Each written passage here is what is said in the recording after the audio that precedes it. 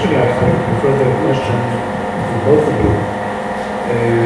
Since we're having here, one of the major questions today is the biological mesh. Can you please tell us how do you decide today, previously or during the operation, when you choose to use a biological mesh or synthetic mesh?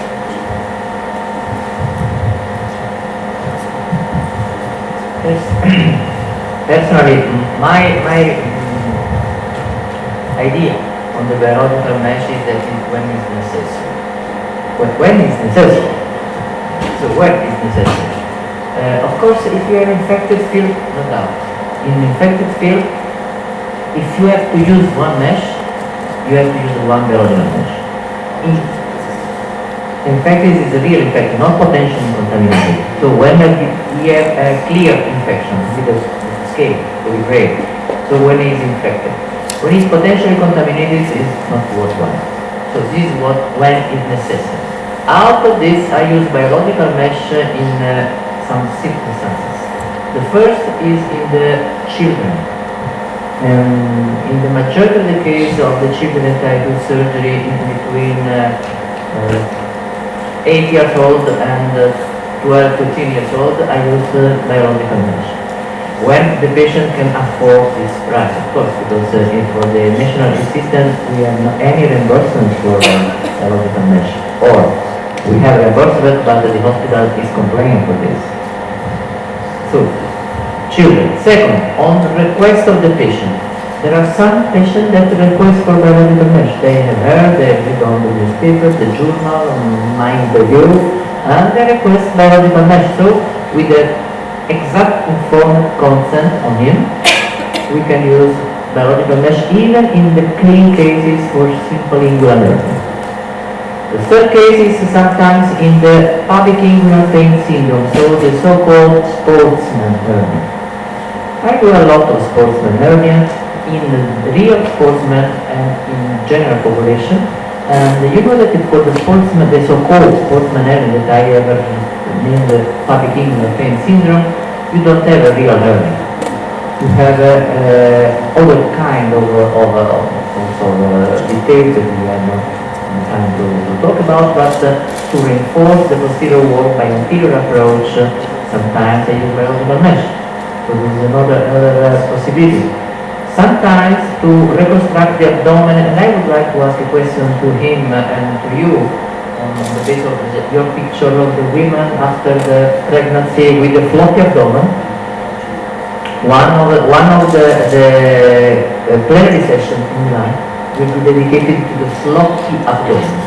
So the postpartum, when I call floppy abdomen, what do we have to do in this case? Because you told us nothing. But it is not worldwide. We talk about.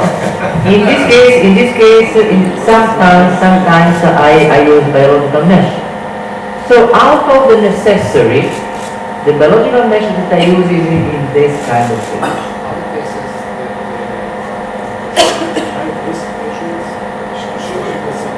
Which kind of high-risk patients are patients that are not infected right now, either by they have stoma.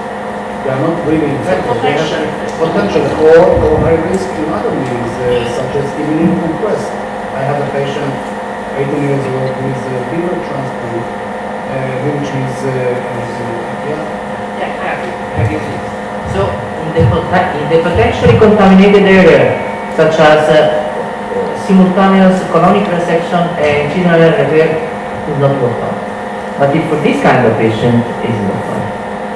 Immunosuppressive and etc. So the high potential risk of infection, but not in potentially contaminated. It's different. I think that there's a couple of points that come out. I think the first thing to say is transplant patients are a particularly unique group who require our multidisciplinary team input. And for the transplant patients, there are two scenarios. The first is that you have mismatch between the size of the patient, who's the recipient, and the donor organ, and that's usually in children. And in those situations, if you try and put in the graft, particularly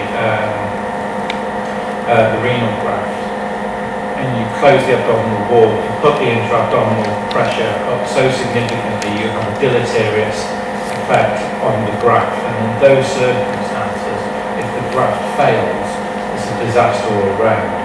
If you have to leave the wound or abdomen open, the graft will invariably fail, and the failure rate of those grafts is extremely high. You have to close the abdomen, you have to close the fascia, otherwise that graft goes. And in those circumstances, biologics are by far and away in their own league. And I have to say, I'm not certain that there's any evidence of superiority of one over the other, simply because the numbers aren't great. It's all small case series from usually national referral centres. But I think for those, and the same is true for the liver transplant patients where you're doing orthotopic liver transplantation. In those situations, again, reconstruct the abdominal wall you have to. People who develop incisional hernias later, I still favour biologics in those situations because a number of reasons. One, of the potential because of the immunocompromised situation. And two, it appears that our particularly renal physician colleagues have got incredibly good at managing these patients in the long term. The average duration of a kidney graft in the UK now is somewhere between 18 to 20 years. And as a consequence, we are seeing a whole cohort now coming through who are having their second, their third, sometimes their fourth grafts. And reoperating on those patients when they've had synthetic meshes in place is very challenging with biologic meshes because of the reorganisation of the tissue that comes into its own. So the transplant patient, biologically, in particular,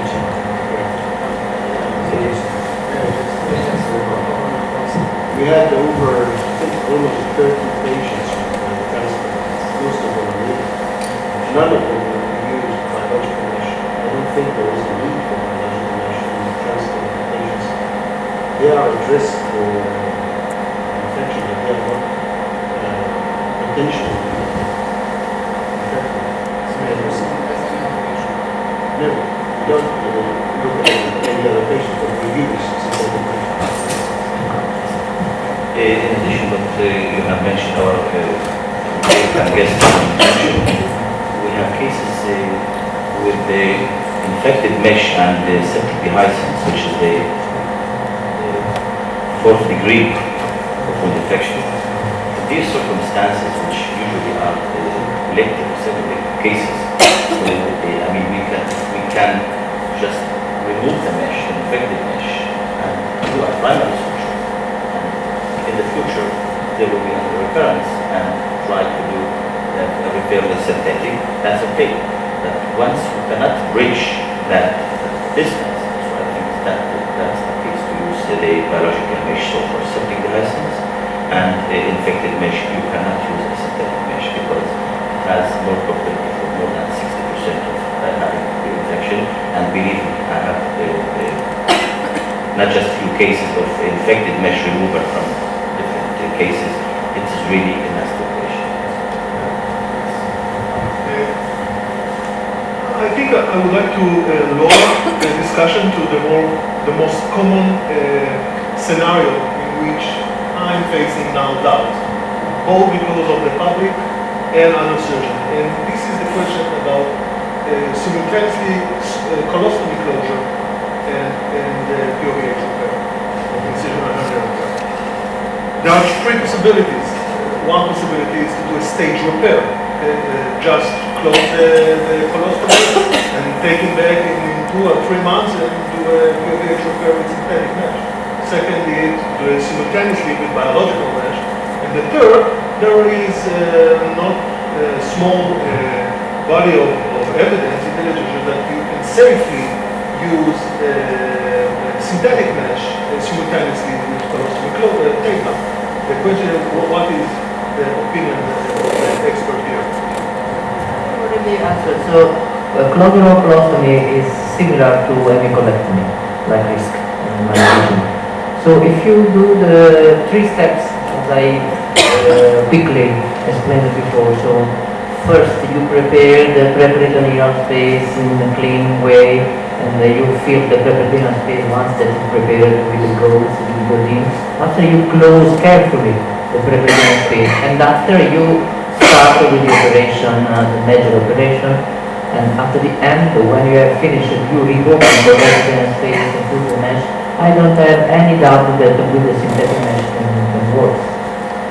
If you don't have clear contamination, so the potentially contaminated, I believe we can deal potentially contaminated with the synthetic mesh. I think my caveat would be I would use a relatively lightweight, large bore mesh in that situation. There is a randomised controlled trial ongoing in the United Kingdom looking at closure of ileostomy and the use of mesh prophylaxis in that situation, because we know that stone site hernia, once you've taken down a stone, is relatively common. It's some between 25 and 50%. And that trial is still ongoing and is not due to report for a few years yet. The interesting thing for that study is they've used a biologic mesh, and they've used a biologic mesh in the intraperitoneal position, which I'm not certain I would do, and I would very much agree with you and go for the retrorectal space. The interesting thing is the biologic mesh that they've used for the trial is one which has recently been studied and reported on from our friends in the United States, where they did a prospective randomised controlled trial about prophylactic mesh preventing parasternal hernias, and that biologic mesh didn't work. So interesting, there's something about the stoma site and where we're placing stomas and how we've created stomas which seems to have an influence and make life more challenging than perhaps a simple straightforward midline positional defect. There's more on this. May I add a question about parastoma disease? You have to leave the stoma, but you have a huge parastoma when you look at other biologics. Today, I believe that even for this, we will have a good session. And with the so-called expert of parastoma, even for this, I believe that today the better option is laparoscopic approach with the sandwich technique, the two meshes technique. So sugar butter and the mesh behind. Because the one and one are a lot of requirements. If you put the both, you get less error. My approach.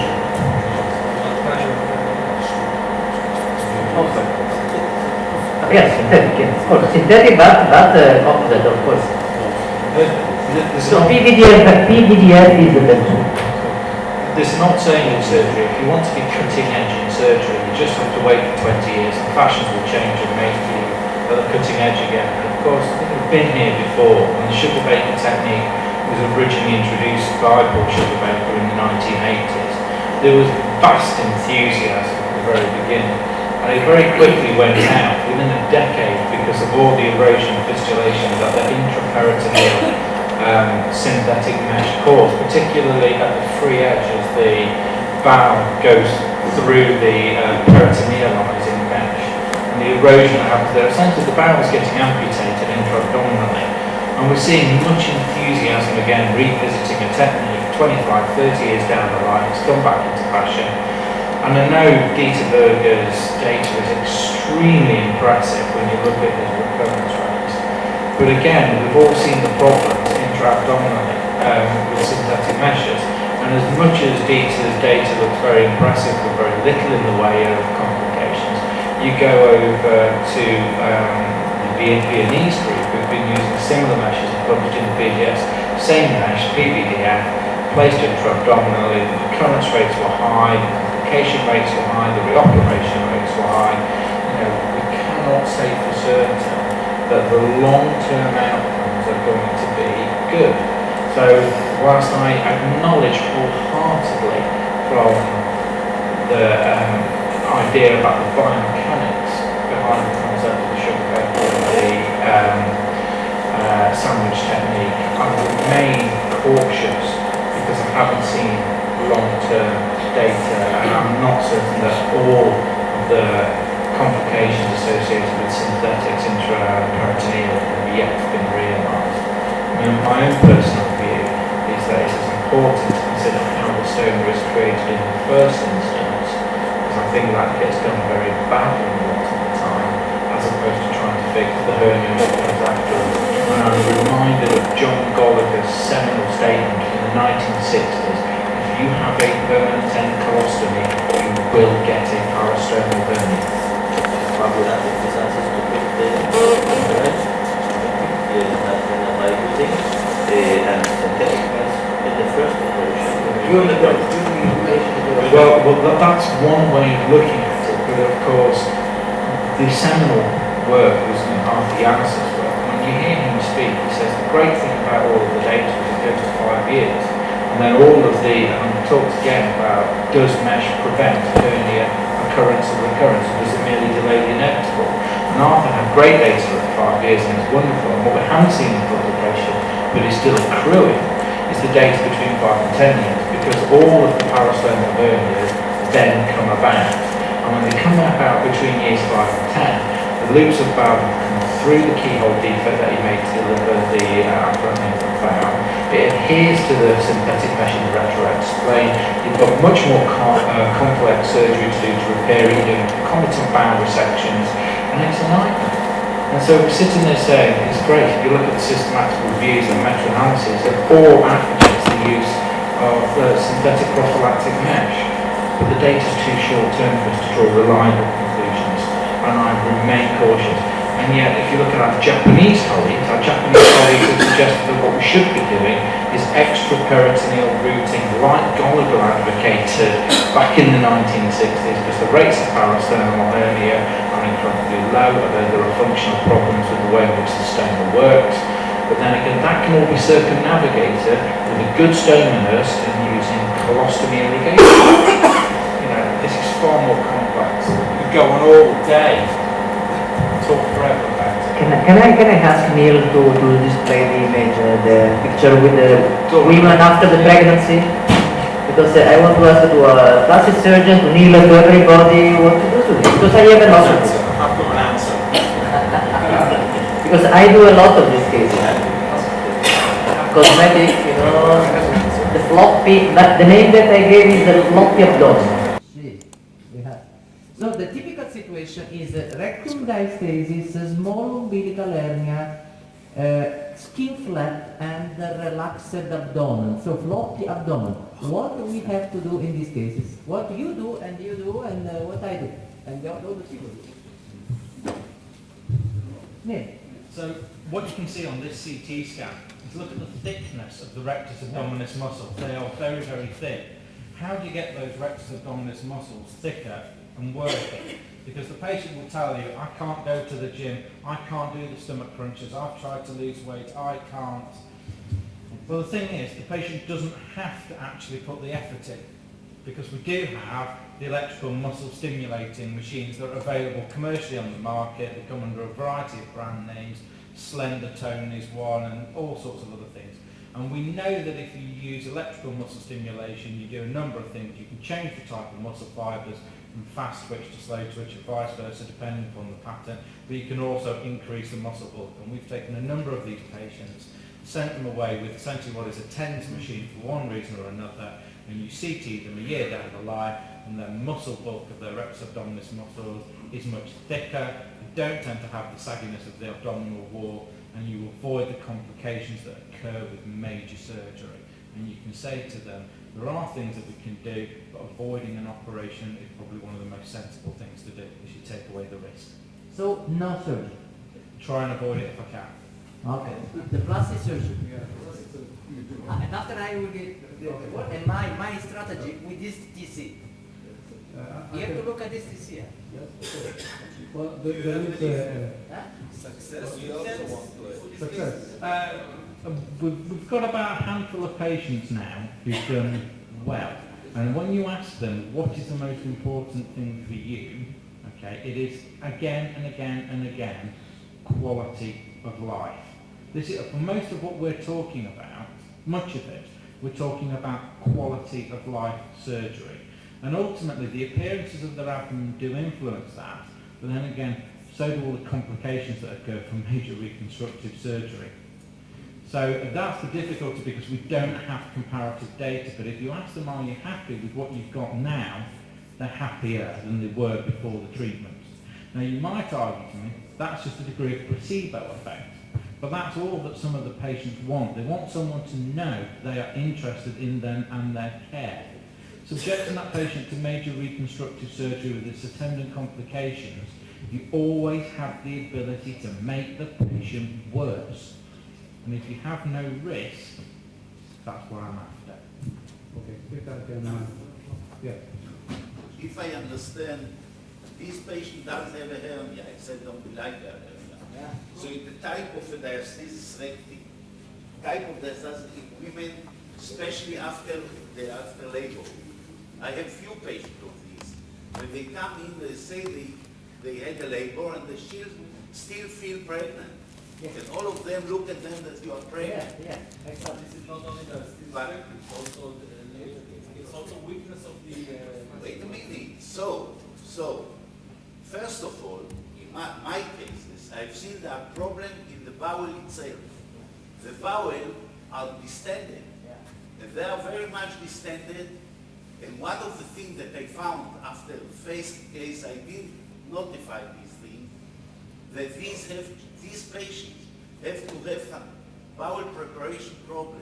I don't know, you send them to make enemas, and they have to use belt for at least before surgery.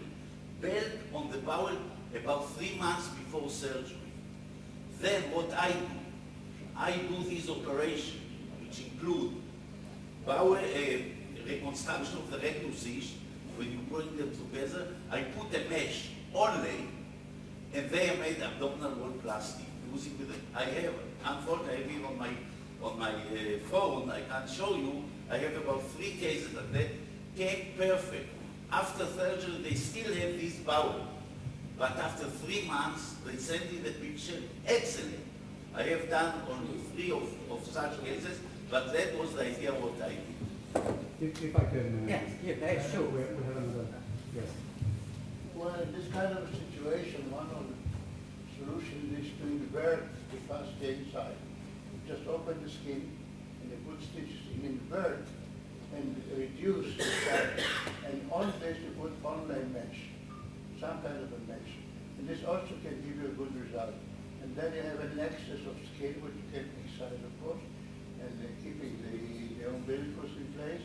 And this also can give you a very good result without any danger, because it just does external surgery. Can I just come back to the comment? I think one of the things that was highlighted by the previous comment, which is really important, is the concept of the distended bowel. What we're talking about there really is a functional gut disorder. And the prevalence of functional gut disorders, particularly in women, is much higher than many of us have ever thought about. And many of you may be familiar with the work of Asma Fikri and Charlie Knowles from the Royal London, looking at the problems associated with joint hypermobility syndrome. And that's where these patients have essentially a connective tissue disorder. They've got stretchy collagen. They are more likely to be the patients who attend to you with long-standing intractable constipation. They get pelvic organ prolapse problems, so they get defecatory disorders, they get rectocele problems, cystocele, they have to digitate vaginally to defecate. They end up with bloated, stretchy abdomens that we saw before because they've got underlying connective tissue disorders. And these patients, when you operate on them, they still end up with their intra-abdominal gut problems. And it can be as high as 1 in 6 of the female population that we're talking about here. They still end up, after you've reconstructed their abdominal wall, with their defecatory dysfunction, their abdominal bloating, because their sigmoid colons just don't propulse the fecal material along in the same way that it does in ordinary people. So again, I come back to everyone who advocates surgery, come back to the question I asked originally, what about quality of life? Because ultimately the patients still complain that they can't go for a poo properly. Yeah, I'll ask the return now. Well, first of all, it is a multi-etiology problem. Yeah, we have the bowel problem, we have obesity problems, or overweight. Sometimes we just have voluntary immobility of the abdominal wall. many of these patients, after cesarean sections or after a couple of pregnancies, they just do not operate the abdominal wall, and the muscles are completely flexed. And that's one of the reasons why you get this problem. What I do is prepare them thoroughly with bowel first. Secondly, I send them to preparations of abdominal tone, muscular tone before the operation, maybe a month or a couple of months before the operation, to reinforce the abdominal tone if it is possible. I even refer them to physiotherapy places, to do this work. And then I go and in the operation I do a very, very aggressive plication of the fascia. Not only midline plication, you can do also, we perform lateral, even several lateral plications of the fascia and reinforcement. I never use meshes to reinforce the abdomen. Apart from this, you also have to manage the expectations of the patient, because not all of them will end up like this patient that I just showed, which is completely flat. Many of them will still have some bulging of the abdominal wall, and they have to be prepared to accept this kind of result, and they usually do, and the results are very satisfactory. I haven't had to do even one case twice.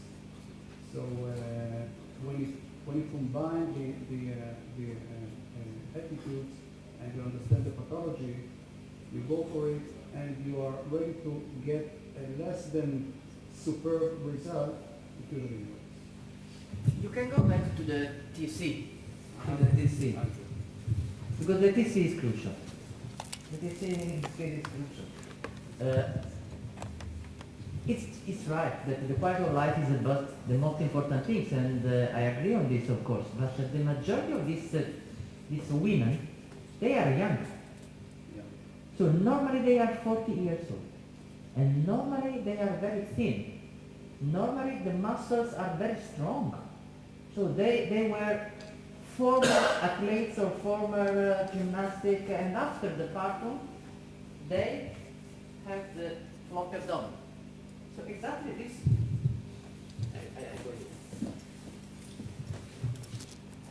Exactly this situation.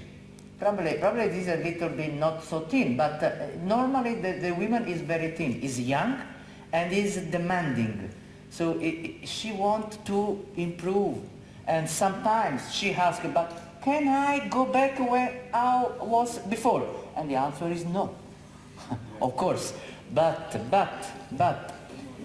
doing this, doing the physiotherapy before, talking with the patient, and talking with the patient about the future. So you will be not exactly like before. You will must to do physiokinesitherapy after the operation, blah blah blah, everything okay. At the end, the patient chooses to be operated.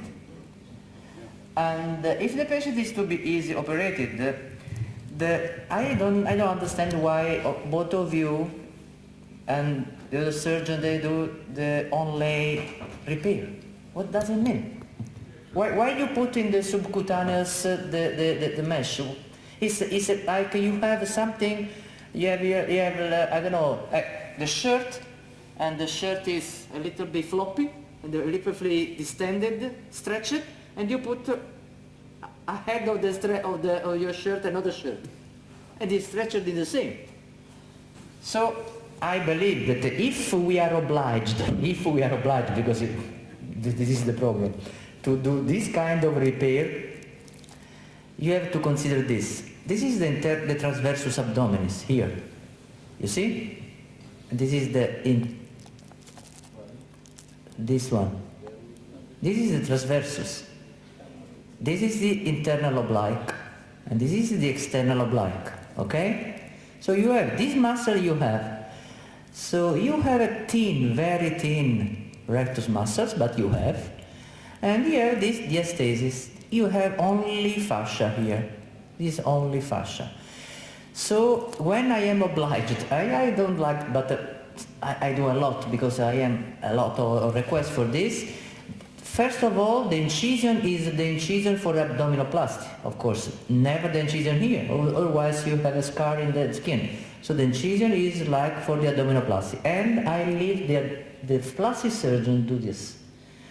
After, from this way, all the this section is up to here, to the xiphoid muscle, to the xiphoid. Once that the plastic surgeon has done this, and of course with the cutting around the umbilicus, I start my operation. And when I start my operation, I open the abdomen. I open the fascia vertically. It means in this direction, vertically. And I found the retromuscular space that is very easy in these cases, of course, because the muscles is very thin, and it's very easy to go here. And I go here, until here, until the flank. If you do this, so after the component separation is here. Of course you realize the component separation, but this section has to go until here. So the midline, the transverse midline. Once that you have done this, the result bilaterally, of course, the result that you have is that the two rectus muscles even thin, but normally are not so thin when the patient does the contraction. The two rectus muscles, they come on the midline very easy, without any problem, to reinforce the midline. And in this space, I put the mesh in order to make flat this portion. At the end of the operation, all this portion is here, because you have a stiff mesh that make flat the wall ahead. Of course, the mesh will be adapted to the umbilicus. The umbilicus will be in the middle, and after the positioning of the mesh in this way, after, of course, the fixation of fibrin glue and all, the fixation will be on the Cooper ligament, like always. The Cooper ligament, xiphoid, and the mesh is from here to here, from here to here. And I reclose the linea alba, introflecting the fascia. At the end, the plastic surgeon cut the excess of skin and reconstruct umbilicus and the suprapubic incision. And the final result is that all this bulging is not anymore. So the final result is this. All this, the wall and the mesh will be at this position. What type of mesh do you use? What? What type of mesh do you use? Polypropylene. Simple polypropylene or biological. This depending from the behavior of the patient. If the patient they don't want to go, of course, the patient accept that no more pregnancy in the future. This is the first things. I propose to the patient both solutions. You can have biological mesh, long time reabsorption, and at the end you will have any foreign body in your abdomen. But the risk is that you can have a little bit bulge, a little bit, not like this, of course, or synthetic mesh that is more stiff, permanent. So it's depending on the choice of the patient. But both are very effective. So, one question on that front. In terms of the counselling aspects that we talked about before, about how you counsel the patient, from my perspective, in the United Kingdom, I would have to say to any patient where you're considering that, as a woman in the UK, there is a 1 in 12 lifetime chance that you will need a cholecystectomy. There is a 1 in 9 lifetime chance that you're going to have pelvic organ prolapse surgery. There's a 1 in 17 chance that you're going to have bowel cancer and surgery.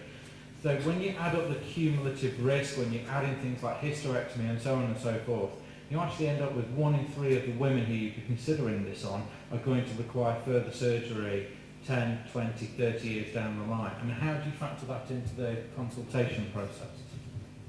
Always, in the counseling, always, the informal consent is completely on this, and it's the first question that normally the women and the men, but more frequently the women, ask me.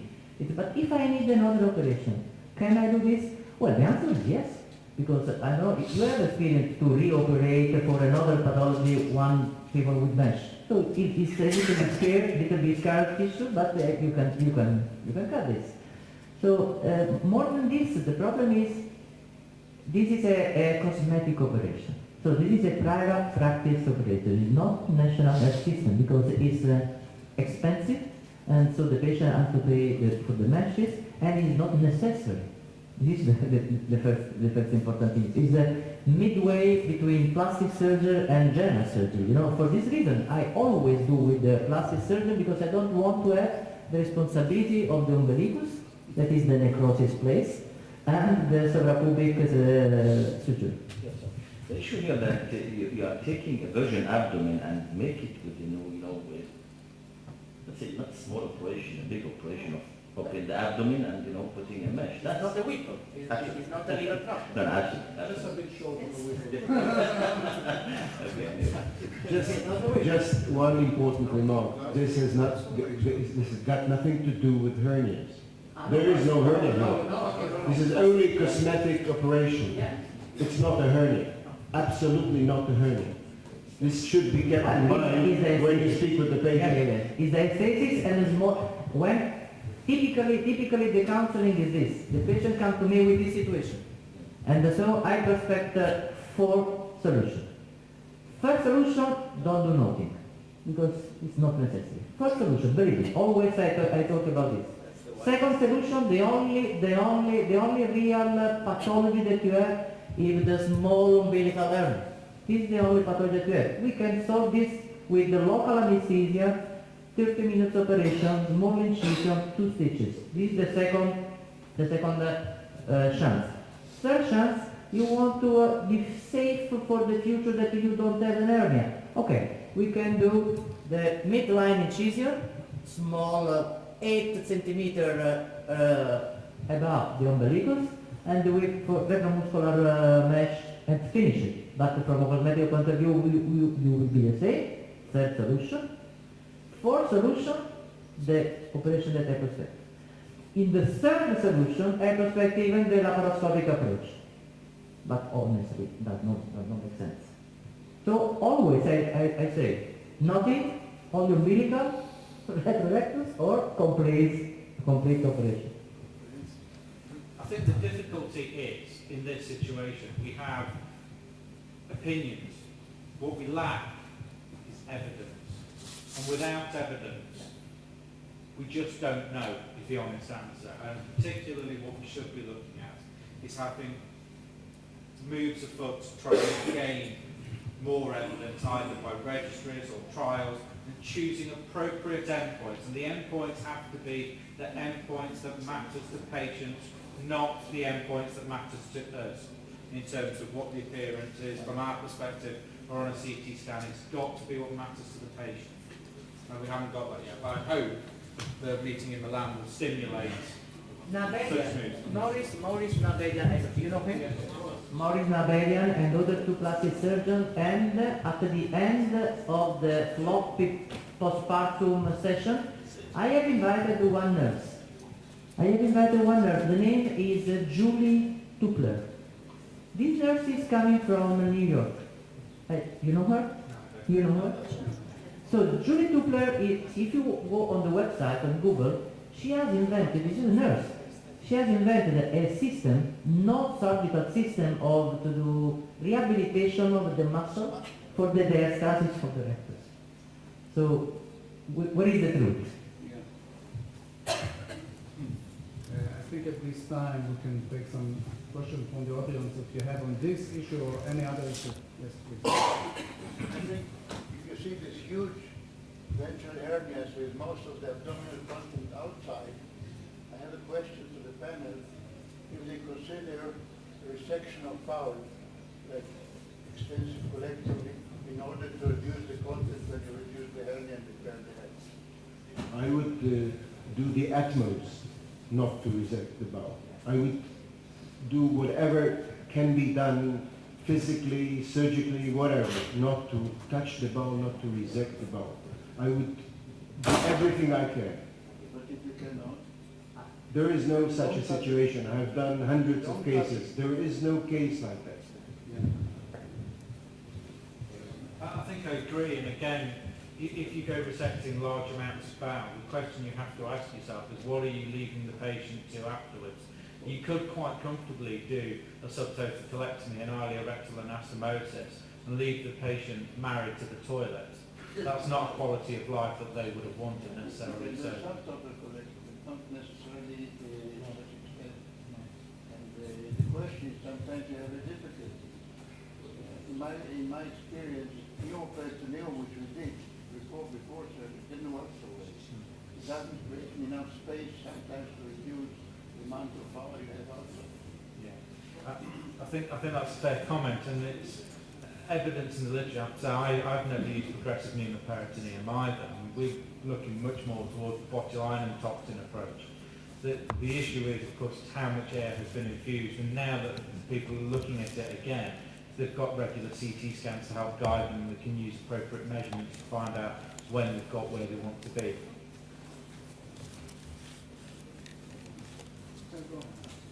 The most realistic situation is talking about a bowel resection is when you have to tackle a pelvic with stomas or with fistulas that anyway you're going to resect bowel. Now, if you have to resect bowel anyway, the question is would you resect more to get more domain for the rest?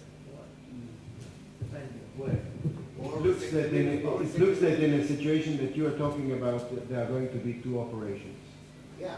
The first one will be to resect everything, and only afterwards, at least 6 months afterwards, we should try to reconstruct the abdomen, and then we shall have to deal with what is there.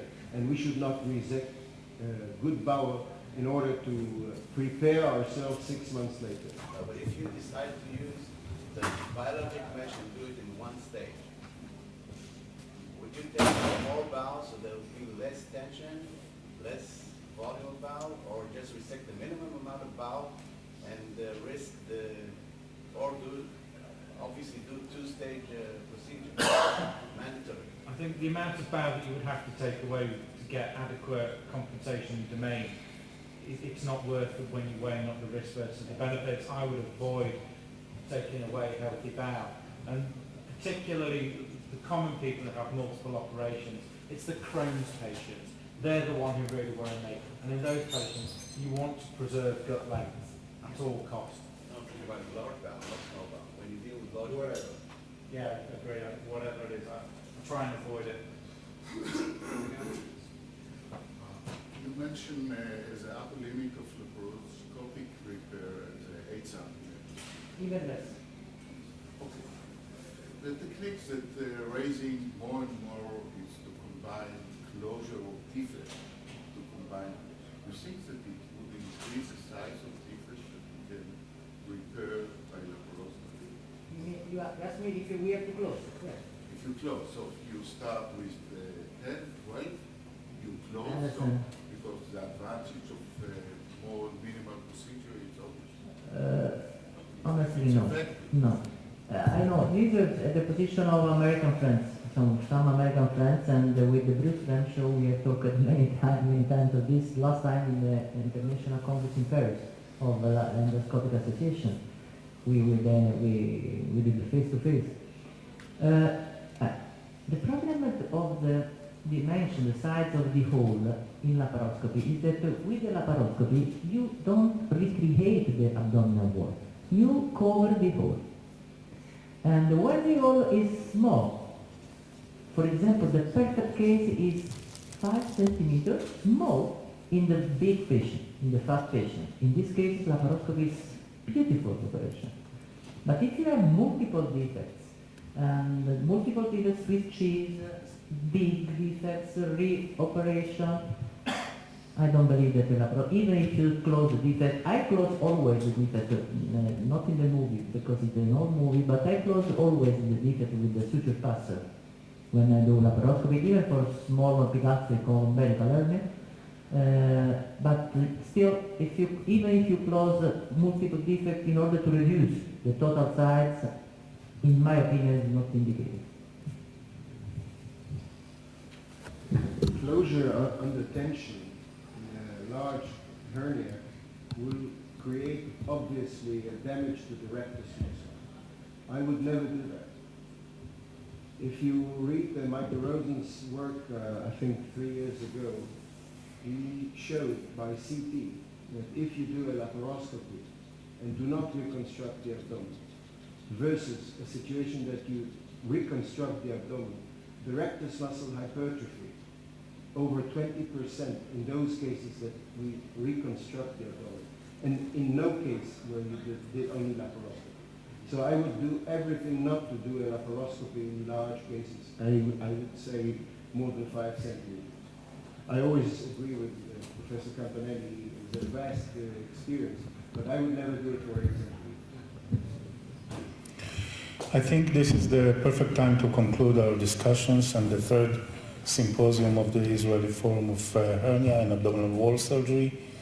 And I would like to thank again our distinguished guests from Italy and the UK. And you are all invited to light lunch outside. And be seeing you probably maybe in Milan at last week of April, if I'm not mistaken. Yes? And in our next symposium, you will all know about. Thank you.